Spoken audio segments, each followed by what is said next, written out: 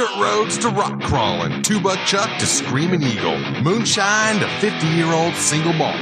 We talk about it all here on Wheelin' Wine and Whiskey with your hosts, Jason and Chris. Welcome to Wheelin' Wine and Whiskey, episode 104. Chris?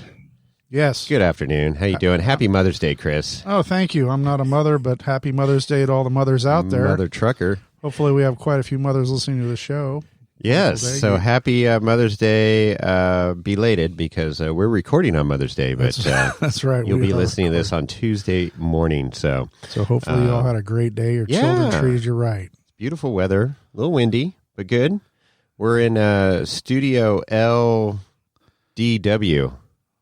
What's that mean? The Lance in the driveway. That's right. The mobile studio has been brought home because I got to start getting it ready for the wheeling season. Yeah, we got safety clinic coming up next weekend. That's right. Yeehaw! Bring it on. I'm ready to get out and do some with either mountain therapy or just camping therapy and off-road therapy, whatever therapy, anything that's not work-related therapy. Right.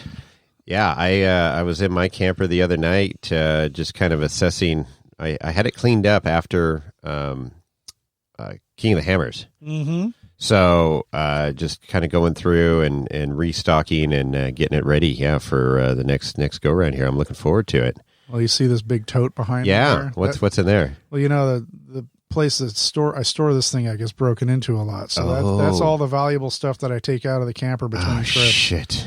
So I haven't unpacked it yet. Okay. But I got tired of being fearful that they're going to break into the building, break into the camper, and steal all my good shit. So yeah. Anyway, that's our first world problems. Thieves do suck.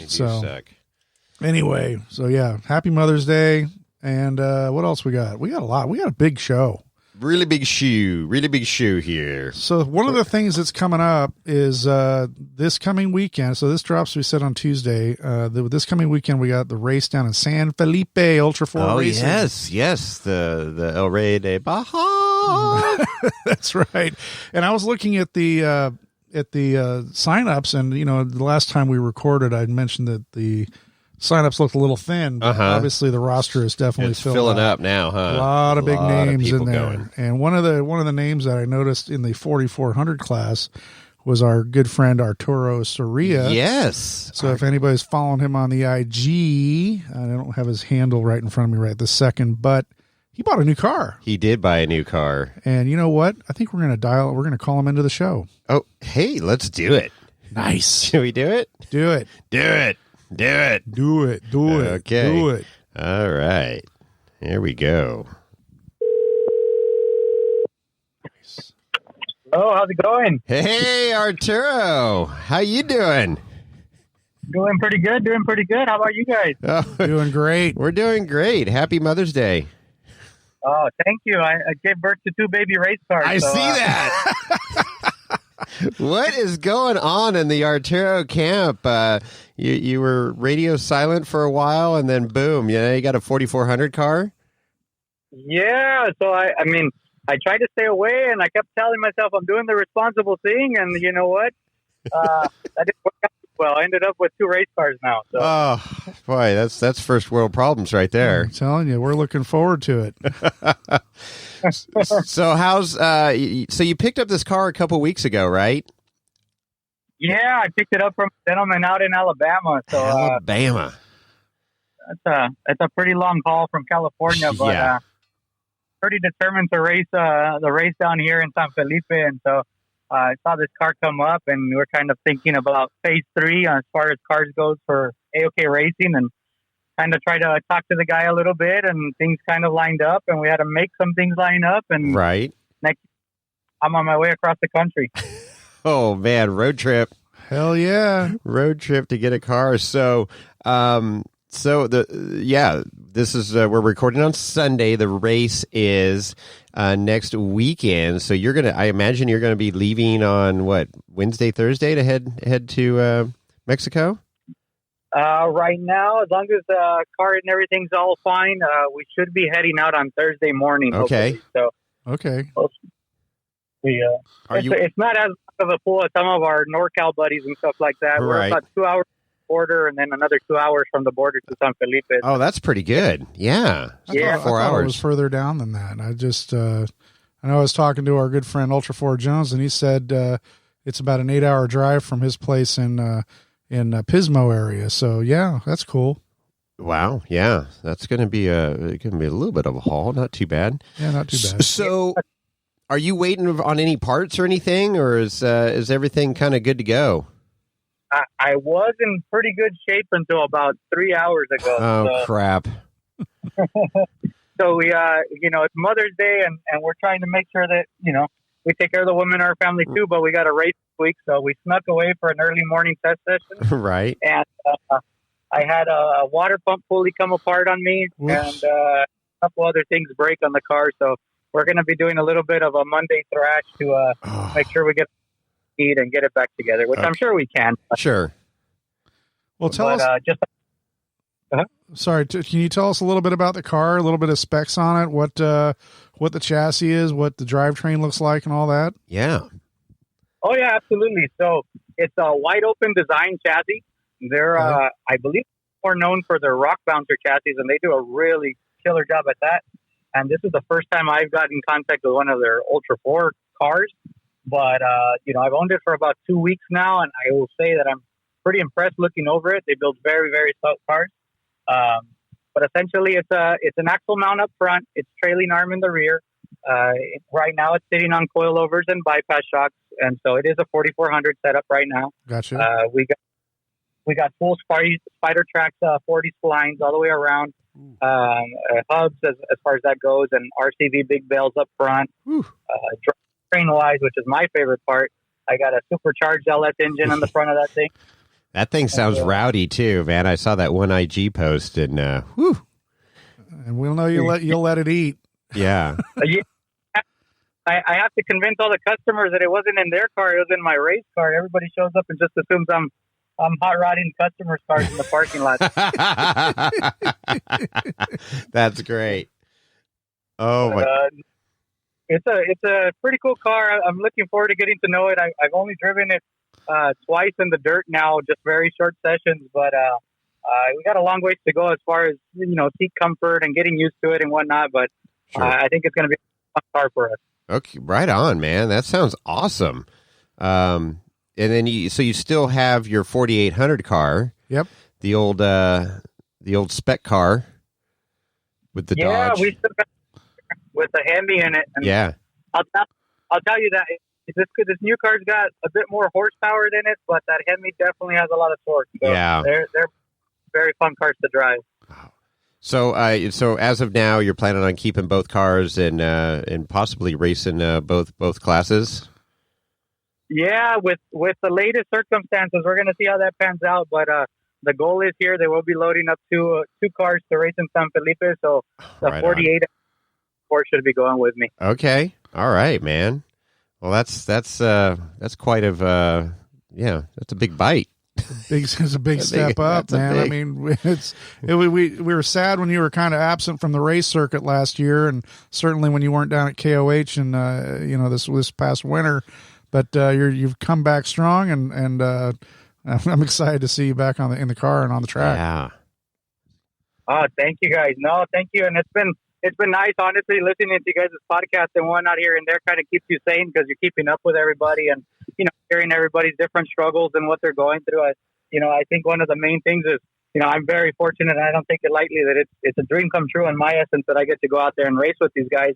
But when I'm away from the track and whatnot, I'm still every much bit a fan of everybody's as well. So keeping up with like Ultra 4 Jones, keeping up with Levi, Bailey, and a bunch of the other guys. Yeah, it's always fun. Right on. Yeah, that's cool, man. Yeah, absolutely. It's you're all part of this community. It's we just talk on a microphone. You guys do the dirty work. That's right. And you're the one that has to throw the gold card up on the dash. Yeah, now. Our credit card's on our Roadcaster Pro here. Yours is up on the dash. I don't know. You guys are picking up steam, man, and full steam ahead of this 100th episode. Congrats on that. Oh, thank you. I'm happy that at least I'm breaking into the lower hundreds. I think I was in the early count of the first episode too. So hopefully keep that little trend up. Oh, absolutely. Yes, definitely. That's why I talked to you last week, and I'm like, hey, can you hop on the podcast for a few minutes and get an update? Because our fans want to know. Heck yeah. So. Oh, that's awesome. Yeah. Hope to be posting a bit more on Instagram and stuff, but it's so crazy. I got to give kudos to one of the other guys that comes on here a lot, Ultra 4 Jones. I don't know how he does it, man. He is very active, and between the workday and then hammering on the car after work and whatnot, it's something that I got to work on, but looking forward to getting better at it. Yeah, no, it's tough. I mean, I've been lax on Instagram lately too. It's so busy, and every time I go to like a post or see something, it's Ultra 4 Jones, Ultra 4 Jones, Ultra 4 Jones, and then he's got 20 stories up, and I'm like, dude, how are you on this thing 24/7 or doesn't what? sleep. He doesn't, I'm convinced he doesn't sleep. He says, I'm going to bed. I don't think he does. He shoots down a bunch of monsters and keeps going. All tanked up. Yeah, that's that energy, man. yeah, no, that's good. So, still the same co-driver? Yeah, so I have my cousin Vincent. He'll be back in there with the 4400 car, and we're gonna see how 4800 pans out. But I think I'm probably gonna stick him in there for some more abuse as well. And we have to race those things back to back, so we see. Might get some more of the involved. We'll see how things pan out. So, what does Vincent think of the new car? Is he excited? I think so. Yeah. Yeah. Punched me as hard for hitting those G outs, so I think I'm doing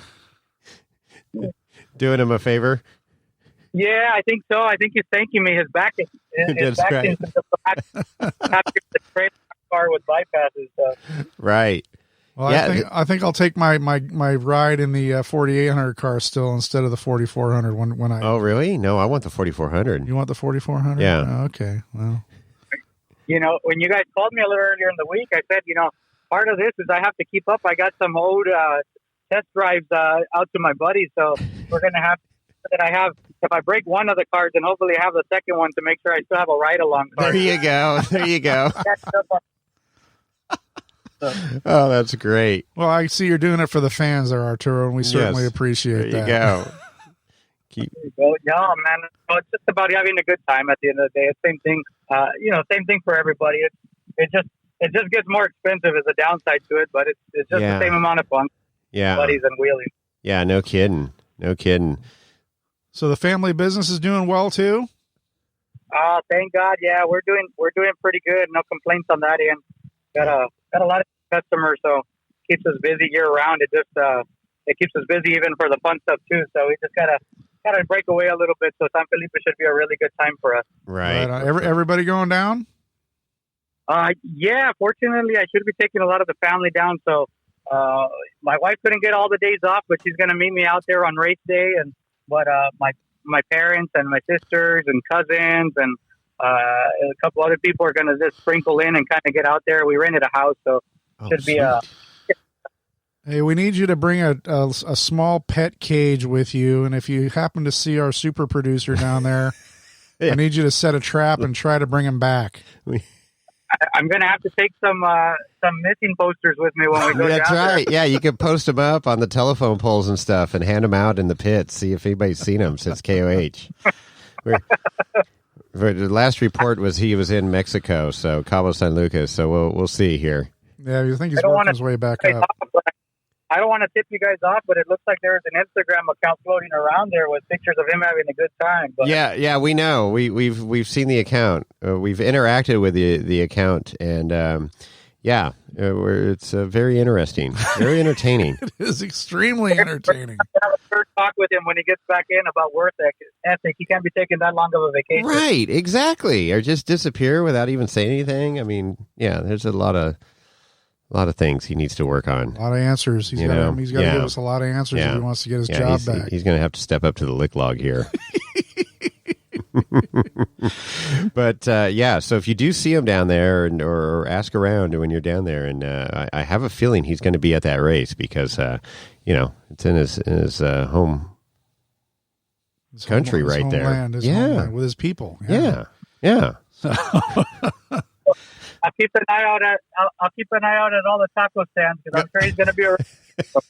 Perfect. Taco stands and the cantinas. Right on. Okay, Art. Well, we're respectful of your time. We want to wish you the best of luck in the race this absolutely, next week. man. Oh, thank you guys, man. We appreciate you guys so much. You guys definitely came in clutch. I had a lot of listening content to catch up on the longer drive. And as always, man, pleasure to be on the show with you guys and talk to you guys.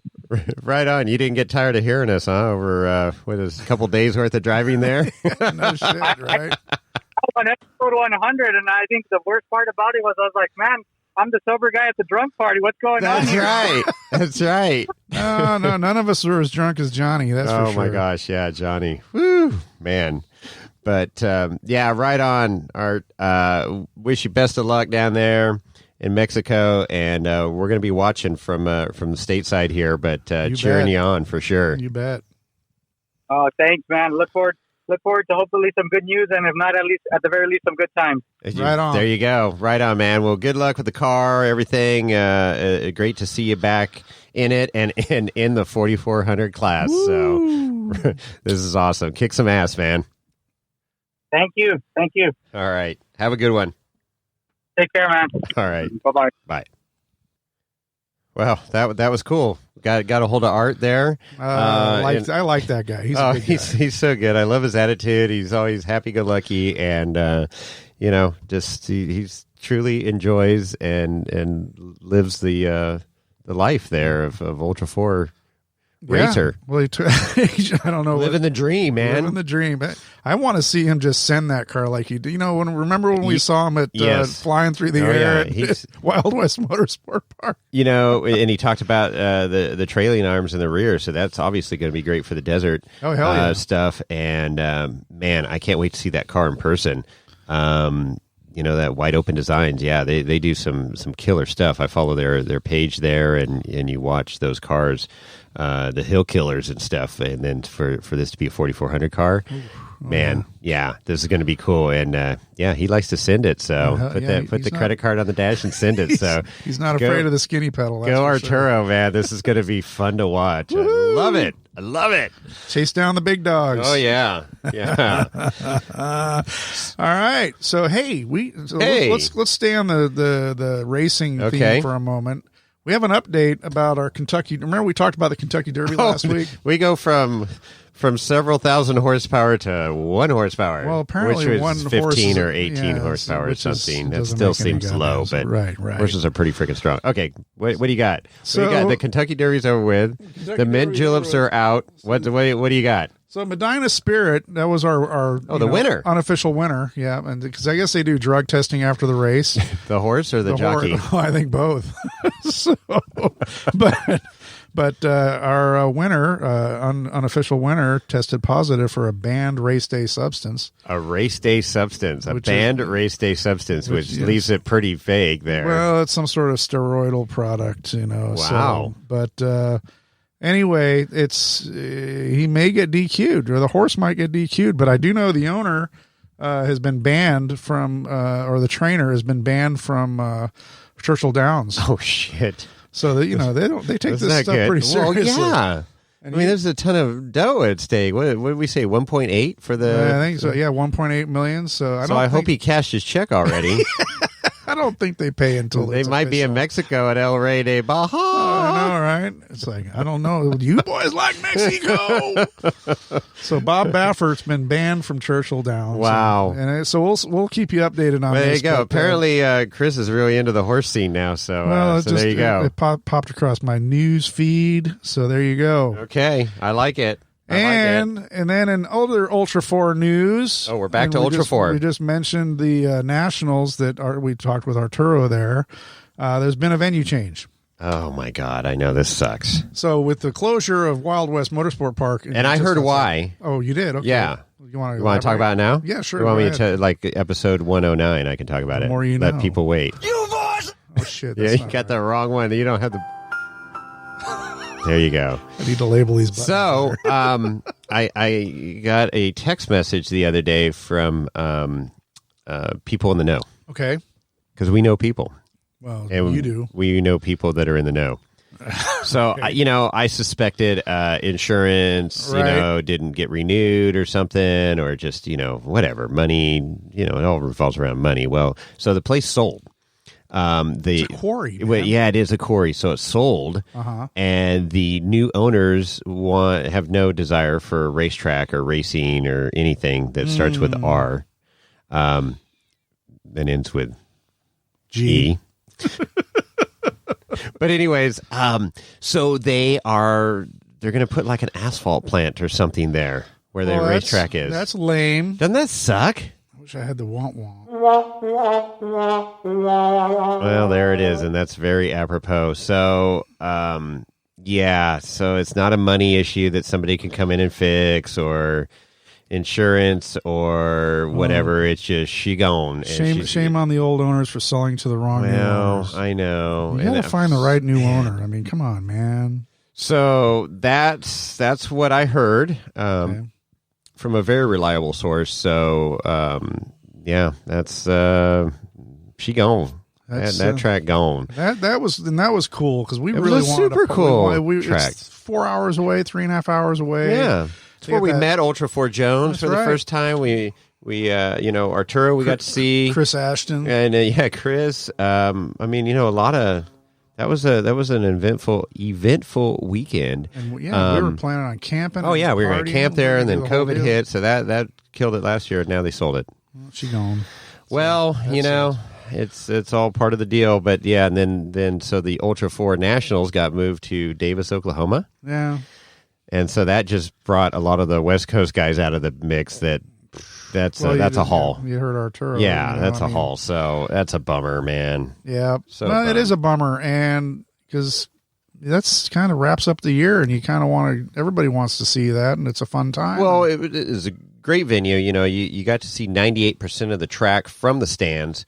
And then, the staying in Reno at the hotel there, the Nugget was great. I think, it was Nugget, right? Nugget. And then the reception, they had the big banquet. I mean, huge banquet hall. Yeah. And everybody from Ultra 4 is there, getting awards and hanging out, and it was a freaking blast. It was not great. To mention the Mustang Ranch. And the Mustang Ranch is right down the street there. You have to ask Lorenzo about that, and if we ever see him again. I doubt it. So that's that story. But anyways, so okay, well that kind of wraps that whole situation. Yeah, up. But no more racing or horse racing updates. We good? I got nothing. Okay, we got more, but I got not. Hey, I do have something. I got some feedback. Actually, Will Speck sent me about the McDonald's ice cream machines. Deal. So there's a whole big article. No, this is not the ice cream machine. This is the milkshake machine. Well, milkshake, ice cream, the whole thing. It's all part of the deal, right? And so, Will sent this link to me, and it's about this guy that's been doing, all this research on it. Like, why is this a thing? Why are these ice cream machines? There's somebody that's made a life's mission dude, there's several people that have. There is a guy that started an app basically, and it charts the whole United States of every McDonald's. I need this app. And it tells you whether the ice cream machine is working or not.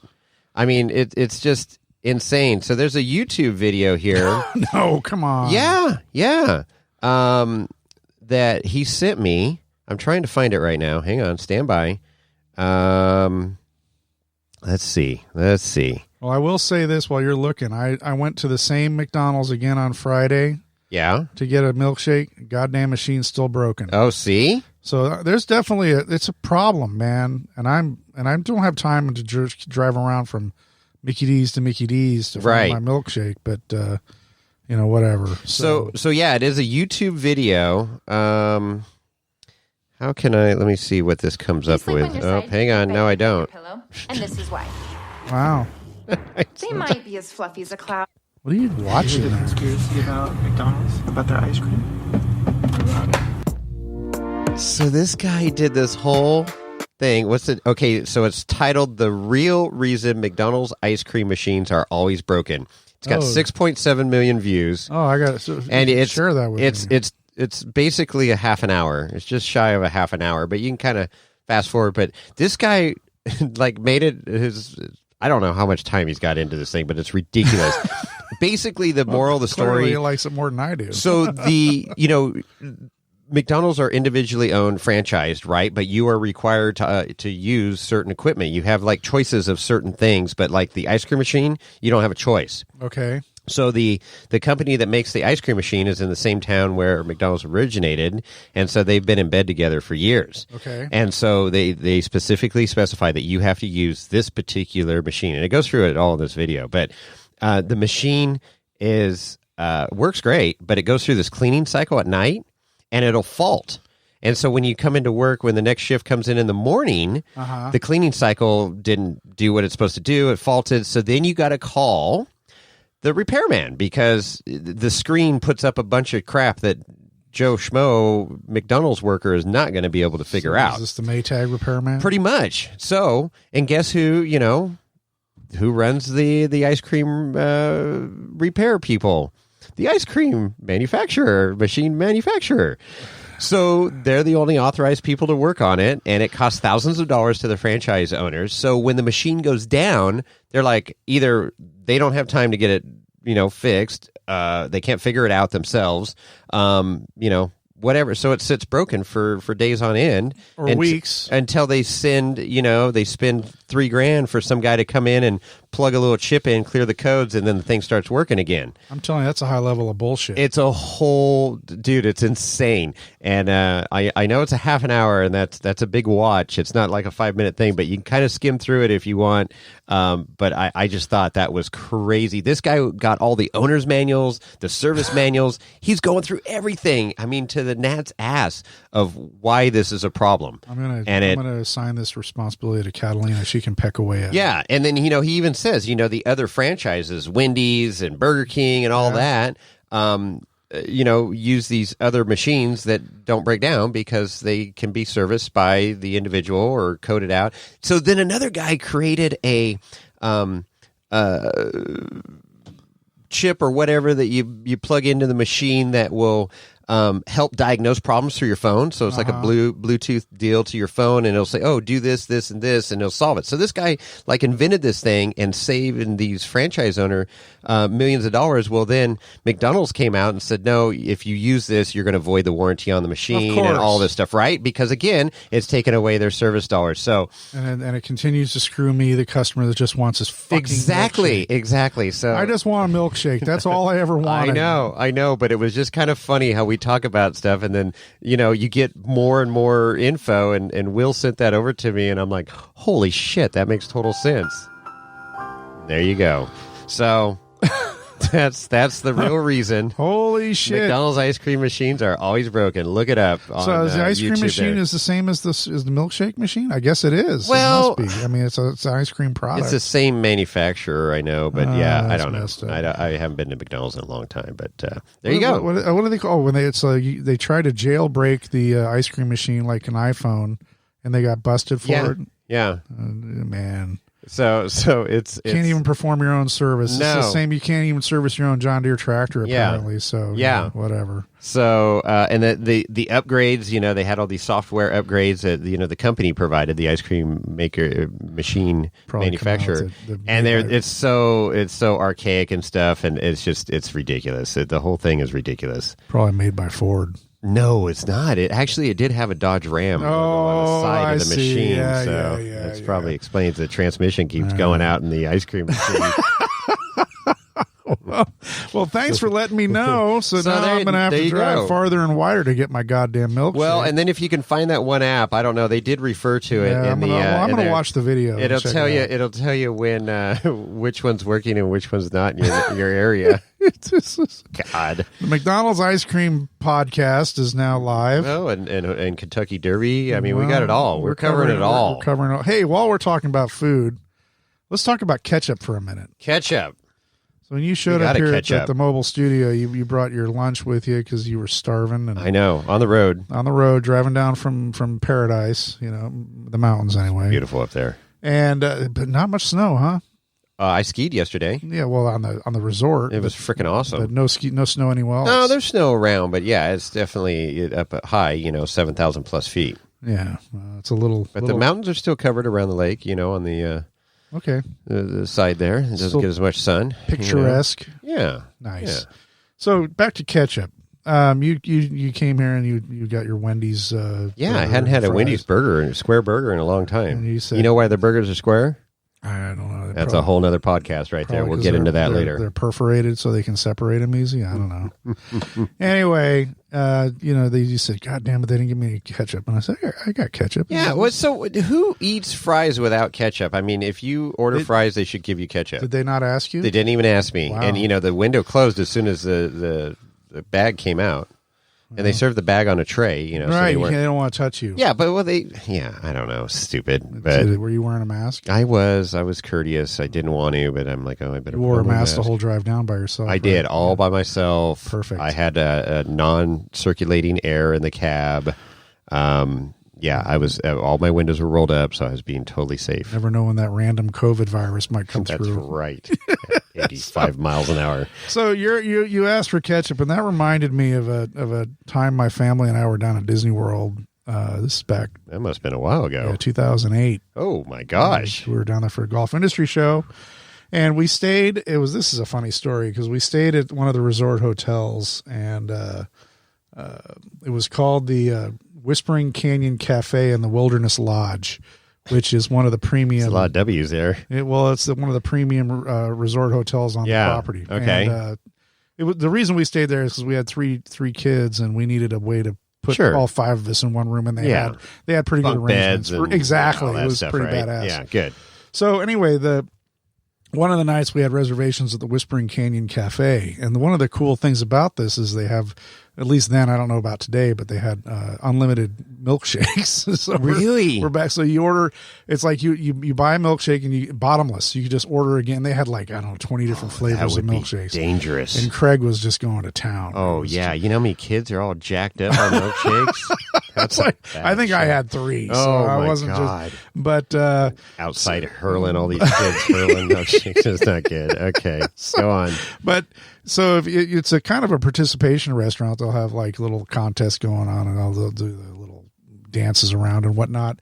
But if you just, there's no ketchup on the table, and if you get a burger and you want ketchup, it's just like now you can't get salt and pepper either. Right? No fries. No, you have fries or a burger and you want ketchup, so you ask your food server, "Hey, I need some ketchup," and then the food server will turn around and say, "Hey, ketchup! We need ketchup here! Ketchup! Ketchup! Ketchup!" And all the other food servers will rush around and they'll grab ketchup bottles, and other customers will grab ketchup bottles off their table and bring them to your table.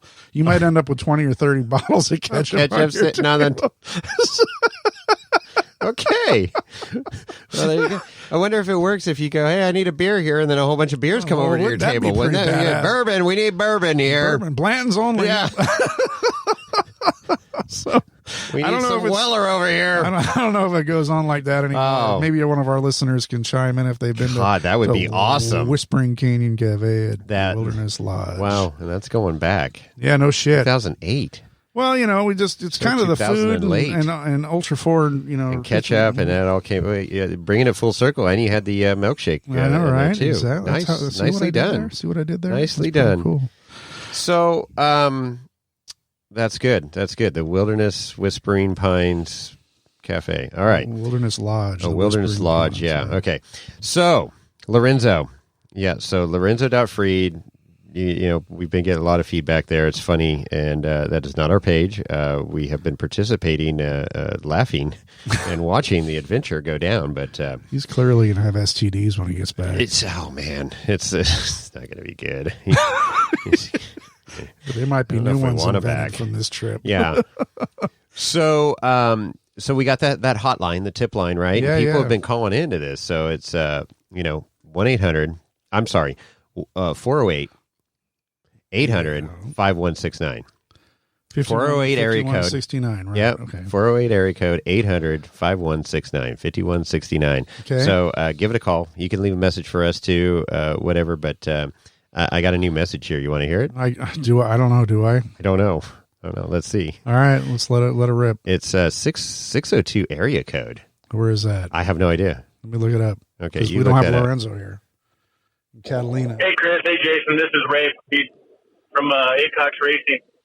I'm down here in Cabo San Lucas at a little dive bar, kind of off the beaten path, and sitting here listening your podcast, and come to find out, I guess Lorenzo had been here like a couple hours ago, and he's really pissed off the bar owner, and the bar owner's kind of like after him. So, oh no, I'm going to let you talk to the bar owner, and he'll tell you all about it. Cuidado. Yeah, sí, Lorenzo está aquí en la barra. Agarró un poco de mujeres, cocaína, entonces tienen que venir a agarrarlo, por favor. That didn't sound good. Yeah, I hope you find him before he does, because he's kind of pissed off. So, talk to you guys later. Oh, that's great. We gonna run that through the universal translator or what?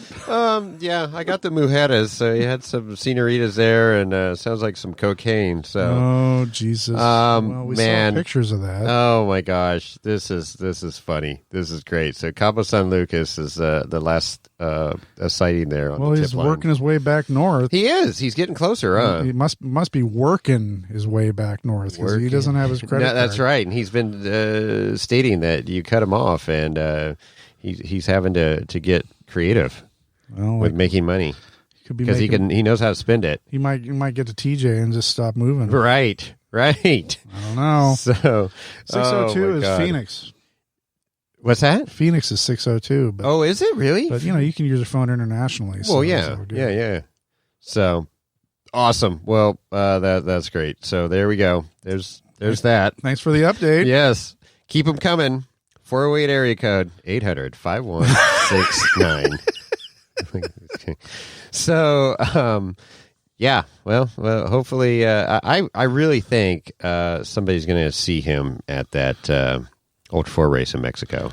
Well, I mean, it just makes sense, right? I think they should set traps. They should set traps. What would you bait him with? Coke. Apparently. I mean, who asked us if we knew he had a drug problem? I don't know. I think it might have been Jimmy. It might have been.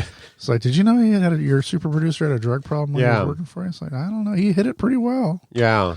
I don't know. Anyway, what do you got there? So, I mentioned on I think I mentioned on the last podcast that we got a package from Kevin Poole. Yeah. So, very cool. He's JD Wheeler on JDWEELER on IG. Right. So he sent us a care package. Says congratulations on 100 episodes. Sweet. And got us some wine and some whiskey. Yeah. And some damn freaking good wine. That was a very pleasant surprise. I mean, first of all, just get any box to open up on our end, like Christmas when it's not Christmas. It's like Christmas in a box in May. A box that's not ticking. Too. That's right. Yeah, we kind of worry about stuff. Like we don't open anything from Florida, so that's the Florida address. Goes without a saying. But no, Kevin hooked us up, man. So he's I guess he works for this this conglomerate here of Jackson Family Wines. Okay, and so.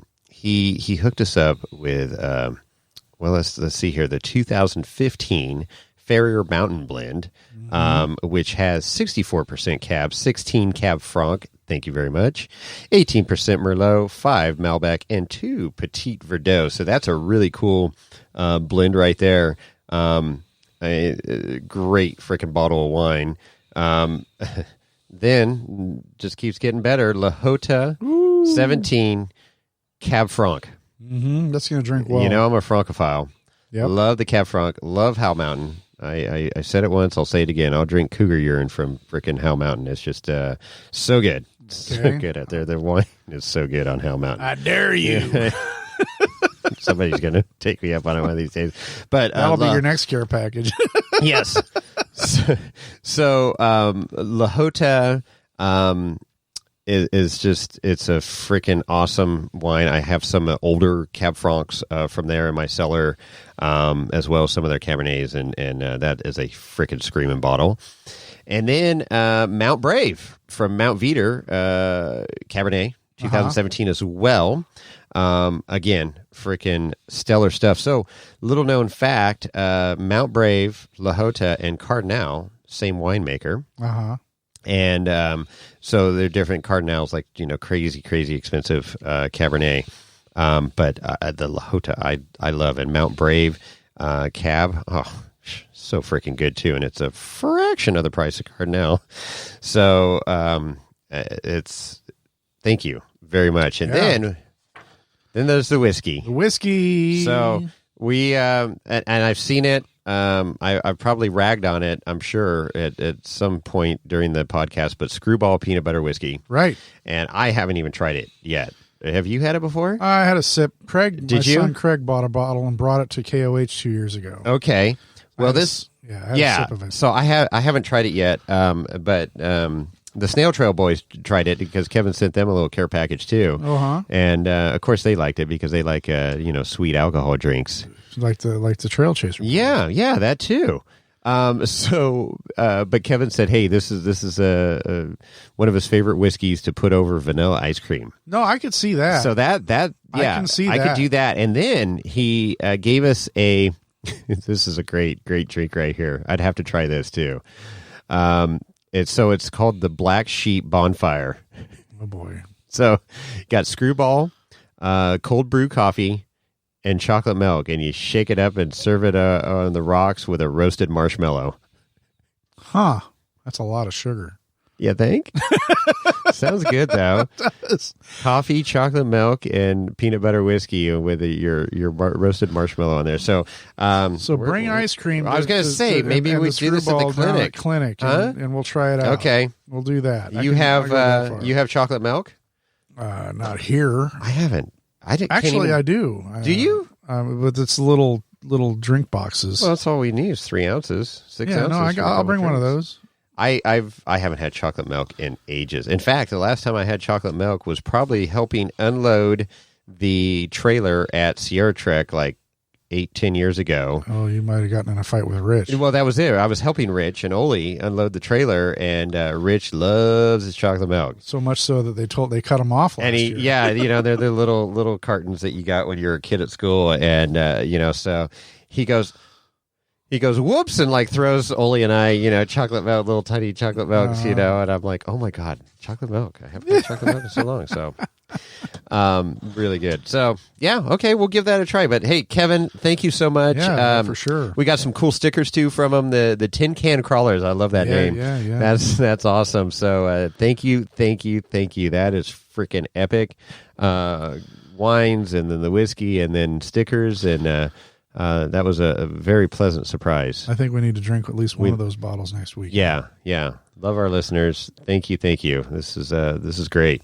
So check them out on IG, JDWEELER. Right. Perfect. And I know that last weekend we went wine tasting here in Livermore. Oh, yeah. Again, continuing on the wine trend. Hit a few wineries. Was it last Sunday? It was last Sunday. It was a week ago. Yeah. Met up with our good friend Ira and his wife Lori and Ira's dad Phil. Right. Went to 3 wineries? I think we hit 3 wineries. Yep. Page Mill. We started out at Page Mill, where you belong. And then Bent Creek, which I belong to also. And then we ended up at 3 Steves. And we ended up meeting one of the winemakers at 3 Steves, huh? Yes. Steve.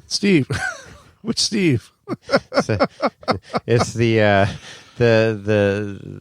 one that loves Cab Franc. Yeah, no doubt. Oh, it was great talking to him. I know, yeah, we ended up getting the Cab Franc wasn't on the actual tasting menu that day, but he kind of opened up a bottle for us, and I think we probably killed that bottle. We did. It was getting after hours at that point, so they were cleaning up. So some of the staff was drinking with us, which was great. I don't know. Did Steve have any? I can't remember if he poured a little bit. I don't think I saw. Anyways, it's so much fun, and Livermore is just blown up with wineries and the whole wine scene, but it's not pretentious like Napa and Sonoma can be. No, I don't know. Maybe there is $50 tasting fees here, but it's not that I know. Yeah, the most expensive at this point is Myriad as well. Myriad as well at the 25, I think. Is it? Yeah. But you're right. I mean, and all this is right in my backyard. I mean, I can. Yeah. we leave here right now, we could be 5 minutes from now, we could be at 10 different wineries. Right. And they're all going to be fantastic. I mean, the weather's great. There's going to be a lot of awesome people sitting around drinking great wine and good times to be had. So if you're living in Northern California, the Bay Area, anywhere in the Bay Area, and you've never been to the Livermore wine country, definitely come on out and try it out. It's worth it. It's worth the trip. For sure. It's a lot closer than Napa. It's definitely a lot closer than Paso. Although, Paso Robles we're going to have to make a trip down there pretty soon too, because they've got great stuff down there. Yes, I was just talking to someone this weekend and said we got to plan a Paso trip. So just bring the campers and go hang out. I've got some properties down there that we can camp on, and then we just rent a van. Yeah, I mean, or we got a party. We got a limo, it was because they were like, it was prom weekend or something, and they go, well, we got one limo left. It's gold. I go, I don't care what color it is. It could be pink for all I care. I said, just as long as it gets us from point A to point B safely, Okay. And he said, no. So we were rolling up to these the wineries in this gold, old Lincoln town car with wire wheels, awesome. And it was badass. I wish we had like the pimp suits to round out the car there, but right on. But anyways, it was fun. But yeah, check out Livermore, man. Good times. Yeah, good times. So I ended up buying some Cab Franc last weekend. We all spent a fair amount of money on wine. I opened one up this weekend. It was great. I did too. Yeah. That was good. I did too. Franc. Hey, one other thing that I've got on my list to talk about is just a follow up, and hopefully our listeners caught on to it. But we were on the Trail Chasers, YouTube and podcast. How about that? That was fun. I haven't watched the YouTube deal. How'd that come out? I watched about 15 minutes of it. I mean, my audio at the beginning was pretty echoey. You sounded pretty good. Was it? Okay, interesting. I don't know, but the audio on the podcast was great. So. It basically, you don't need to watch both. Or listen to both. I would listen to the podcast because it's portable. You don't have to sit there and stare at our ugly faces. Right. But that was a lot of fun hanging out with those guys. That was a blast, man. They're funny, and they I think Cody said it's like 14-year-old humor. Their boy humor. They were pretty. Yeah, I thought we were bad, but holy smokes! No, it was a fun time, and we definitely talked. We covered the gamut of topics. I mean, it was whether we're talking about off-roading, or we're talking about wine, or talking about sugary inventions of alcoholic beverages that involve Diet Mountain Dew, right? Or Mountain Morgans. But and then we did actually convey some important knowledge. We talked about tents, and I got the cot recommendation from them. So, right. No, it was awesome. It's fun. I mean, we could have gone on for hours. We went on for 2 hours, and almost another hour off air. So it was it could have gone forever. But definitely want to go wheeling with those guys. That'd be fun. Sure. Hopefully we set a date, and I hope that happens, and we can have a good time. Yeah. Put it out there, and I hope we don't end up with 100 people. I know. big groups, but no, let's do it. Yeah, for sure. So went to Costco the other day. Oh, good old Costco. I try to avoid that place because it does get expensive. Well, sure. I mean, but I needed to get. I went in for one item. Did not have a list. I had one item. That's the only reason why I was going in there. Okay. And it was mashed potatoes. They have the pre-made mashed potatoes. They're really good. It's like with creme fraiche and everything, and you just heat and serve. Oh, heat and serve. Not the dried out one. No. This is actual, mashed potatoes there in their refrigerated section. And so I go just beeline it to the back of the store where the refrigerators are, and I'm looking, and I'm like, they don't have mashed potatoes.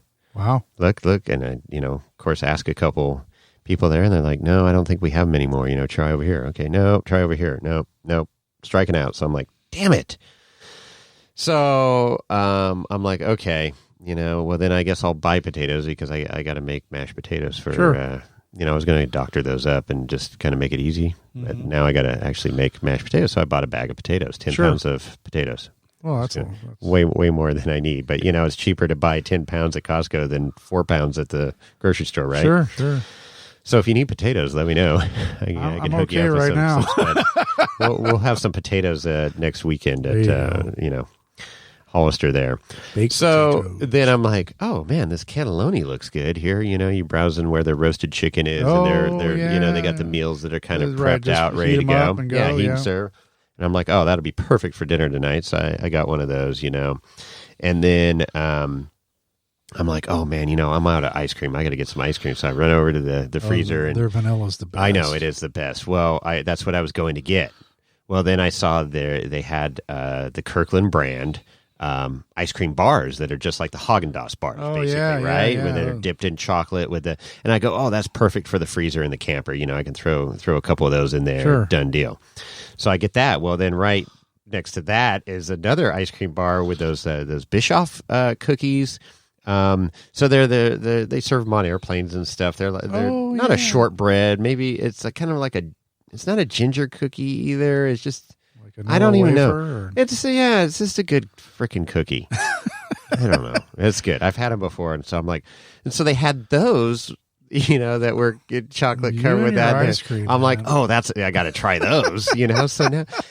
And mind you, I didn't have a shopping cart at this point, because I'm $500 worth of yeah. ice cream. So I'm like, oh my god, this is crazy. And then I'm like, oh, I better check with my mom to see if she needs anything. Well, she needed a case of water, so I'm like, oh fuck, I got to go get a cart now. So I got to get a cart. All right. And so that's the death when you have the cart, because it's like, oh, And then what else did they have on? Oh, razor blades, Gillette, razor blades, Were they in a cabinet? You had to get No, it's right there. Pull it right off the shelf, and I'm like, manager aisle 7, unlock shit razor blades. $8 or $10 off, and I knew I was running low, so I'm like, okay, let me get those, and then they have those good breakfast little egg bite things there. I'm like, those are quick and easy. They're super good in the morning, so I'm like, okay, let me grab that. So you didn't just get one item. No. So now I've got a shopping cart, and I'm starting to fill this stupid thing up, right? And then I'm like, okay, well, I got to check on the whiskey, see if there's any whiskey deals going on. Dan the Bourbon Man apparently found freaking Blanton's at one of the... Did he? Oh, yeah. Oh, shit. Blanton's, dude, for like $40. Oh, shit. Oh, no way. But they did have Basil Hayden, and I didn't have any Basil Hayden. We talk about that as the Sauvignon Blanc of the bourbon world, and it's great. And that was like $5 off. I'm like, oh my god, it's already a good deal. And then $5 off. Any Eagle Rare? Nope, no Eagle Rare. I was kind of looking for that. They had. They didn't even have. They didn't even have Woodford's. So I was like, okay. So then I'm like, okay, I got to get the F out of here. This is getting out of control, right? So I start heading out of the store, and I actually, people typically kind of go in and then go up the one big aisle, all the way to the back. All psychologically set up, and then come out down, and then boom, you're at the check stands, right? You make a big horseshoe. All the common stuff is at the very back of the store. Yes. Eggs, milk, water, soda. So I'm like a salmon going upstream. It wasn't that busy, but I went down the aisle that you would normally go into the store in. I mean, there's no arrows or anything, but that's just kind of the logical way to go through the store, right? You enter the store and immediately go left up the big aisle and then get what you need. So I purposely go out because I'm like, okay, I'm going to go over because usually those check stands have less people because everybody gets filtered in with the main row, right? Right. And out the corner of my eye, I see one of those road shows going on, where they bring in a product, and you're like, well, it was Hinkle knives. Okay. And I love my Hinkle knives in Germany. And so, I'm like, and there was a guy there and he was talking to somebody else. So I just quickly... I needed a new knife sharpener. Okay. They had one there for, $20, whatever, and it's got the right angle set. It's just a touch up. You're not going to take a super dull knife and sharpen it. But anyways, so I'm like, oh, okay, cool. And then I of course he starts a sales pitch and goes, hey, have you seen this? You must have some Hinkle knives. And I'm like, well, yes, I do. How'd you know? And so he goes, have you seen this new knife, the new chef's knife? And I'm like, no, I haven't. And he's like, giving me all the specs on it, lets me hold it, it balances nice in the hand. I'm like, oh, this is cool, I go, how much is this? And he goes, well, it's normally $140 knife. And I'm like, oh, thank you very much. Well, today it's on sale for $60. Whoa! So you bought 5? So I bought a freaking knife. Shit, that's great. I use my chef's knife all absolutely. the freaking time. That's my go-to knife, and this one has got a little rocker to it, so it's good for dicing and slices, dices, and makes julienne fries. Nice. But anyways, yeah. So, needless to say, I walk out of Costco well over $200 for one item. And one item. That's welcome, what they want. Welcome to Costco. That's what they want. That's what they want. Damn, and $200 you fell store. under the trap. I do. But I got all useful stuff. I mean, I'm going to use everything I got. Right. No, when do you go to Costco and not get something that you're going to use? No. I mean, it's the thing. Very rare. And if you do, you can take it back. That's the other thing, right? I mean, somebody took a Christmas tree back. Yeah, whatever. Whatever. Hey, at least the pine needles fell off my Christmas tree. That's right. I mean, Janine actually got me. I got a new chef's knife for Christmas this year from Costco. She picked it out. Cutco knife. Oh yeah, Cutcos are good too. That knife is so sharp it literally scares me. Yeah, you got to have sharp knives. Sharp knives are much safer than a dull knife. Right. Okay. It's true because with the dull knife, you're like having to put extra force trying to cut stuff, and with a nice sharp knife, it's effortless, man. Just so let me tell you a little story about that. So I was just up in, as the listeners all know, I was just up in Reno a couple weeks ago for my mom. She had surgery, and I was doing a little taking care of my parent action going on there. Right. And so cooking dinner, went grocery shopping, cleaned house, did some yard work, whatever. But cooking the meals thing is, it's tough to cook in somebody else's kitchen because you don't know where everything is, and the pans aren't as good as the stuff I own or whatnot. Her knives were a joke. I mean, dude, literally, I took one knife and I'm sitting there trying. I couldn't cut like tomato or mushrooms with it. Oh. I took the knife and I put it in the palm of my hand. No, you didn't. Blade down. I was running it back and forth, and it didn't cut me at all. And my mom comes into the kitchen and she's like, "What are you doing?" I says, "Mom, what is the deal with your goddamn knives?" And I put the knife in my palm, and I'm like, she's like, "Ew, stop!" It's like, "Mom, look, no cuts, Mom." Oh my God. She's like, "Oh, I have a sharpener," and she has the steel from the block. Right. Oh, that's not a sharpener, Mom. No, that's just to clean it up. Yeah. Yeah, and she's like, "No, sharpen it with this." I'm like, no. Yeah. So I said, "Do you have like a real sharpener?" She's like, "No." So that's all I've got, and I'm like, okay, we're going to solve this problem, but I didn't do it. It's on my list of things to deal with for my next trip up is to either try to salvage those knives or just buy her a new set of knives. Yeah, you should totally just buy her a new set of knives because that's not even worth going through sharpening. I mean, it was literally. I wish I had taken video of me running the sharp edge of the knife across the palm of my hand and nothing happening. That's terrible. So it was like a stage movie prop, That's like trying to wheel with a Toyota, man. There you go. All right. Or tow with a Dodge. So, shit. Sitting in the back of my Dodge right now. I am. I'm surprised. It runs good in the driveway. Nice. So, if you haven't heard the Trail Chasers episode with us, check it out. It's a good time. We had a blast. It's a 2 hour, a little over 2 hours. Yeah. It's a good. So that was the last Thursday's episode. That's right. Episode 143, I think. I think it's higher than that. Is it? I don't know. Oh no, maybe that's no. I don't know. Let me look that up. All right, don't take our word for it. Give me a second. Well, Jason's looking that up. If you want to get a hold of us, you have the number for Lorenzo, the FBI number. Yeah, 408-800-5169. Yes, right. Or you can email Jason or Chris at wheelingwineandwhiskey.com. Right. You can also catch us on the IG at Wheeling Wine and Whiskey. And don't forget about our Patreon. If you love the show and you want to support us, it's not required, but it would certainly be helpful. And then lastly, if you want to get some merch to represent during the summer, I think we have some new stuff coming up. We do. We got the new Ultra Mega Koozie coming here. The Ultra Mega Koozie comes with a mini pry bar. We'll have a video of that pretty soon. Yeah. And then just check out our merch store and you can represent during the summer when you're out on the trail. Wow. There it is. What's the episode number? 174. Okay. Yeah, and Snail Boys were on there at episode 146. Oh, geez. Okay. Yeah. So, anyways, good times. Yeah, for sure. Well, I don't have anything else. You got anything else? I'm done. All right. We're out.